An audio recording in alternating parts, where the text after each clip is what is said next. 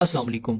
Multiple organ failure या MOF एक ऐसी कंडीशन है जिसमें दो या दो से ज्यादा ऑर्गन्स में सीवियर इन्फेक्शन या इंजरी की सूरत में क्रोनिक इन्फ्लेमेशन हो जाती है, जिससे ऑर्गन्स ठीक से काम नहीं कर पाते और फेल हो जाते हैं। एमओएफ को अक्सर मल्टीपल ऑर्गन डिसफंक्शन सिंड्रोम भी कहा जाता है, क्योंकि इस कंडीशन में दो से ज्यादा ऑर्गन्स डैमेज हो जाते हैं जो पेशेंट की डेथ की वजह बन सकते हैं। मल्टीपल ऑर्गन फेलियर का ताल्लुक ऑर्गन्स की फिजिकल अपीयरेंस के बजाय फंक्शन के साथ होता है।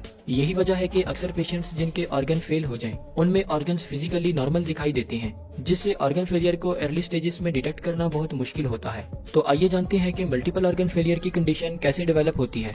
ऑर्गन फेलियर ज्यादातर किसी सीवियर इन्फेक्शन या इंजरी के रिस्पांस में अनकंट्रोल्ड इन्फ्लेमेशन की वजह से होता है। असल में इंजरी या इन्फेक्शन वाली साइट से कुछ खास केमिकल्स रिलीज होते हैं जिन्हें कीमोट्रैक्टेंट कहा जाता है। ये केमिकल्स हमारे इम्यून सेल्स को एक्टिवेट करते हैं जो इन्फेक्शन वाली साइट पर इन्फ्लेमेशन कॉज करते हैं। अगर किसी वजह से ये केमिकल्स बहुत कम लेवल में रिलीज हों तो इनसे इम्यून सेल्स एक्टिवेट हो जाते हैं, लेकिन ये इन्फेक्शन वाली साइट पर नहीं पहुंच पाते, बल्कि ब्लड वेसल से करीबी टिश्यूज और ऑर्गन्स में रिलीज हो जाते हैं, जहां ये इम्यून सेल्स मुख्तलिफ केमिकल्स रिलीज करते हैं जिनसे इन ऑर्गन्स में इन्फ्लेमेशन शुरू हो जाती है।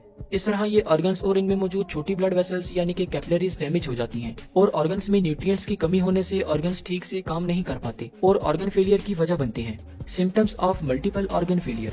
मल्टीपल ऑर्गन फेलियर वाले लोगों में शुरू में हल्के बुखार के साथ साथ हार्ट बीट और ब्रीथिंग रेट फास्ट हो जाते हैं, जबकि वक्त के साथ साथ एक मंथ में ही 5 अहम ऑर्गन्स जिनमें लंग्स, लिवर, किडनीज, हार्ट और ब्रेन शामिल हैं, ये ऑर्गन्स मुकम्मल फेल हो जाते हैं, जिससे पेशेंट की डेथ हो जाती है। ट्रीटमेंट।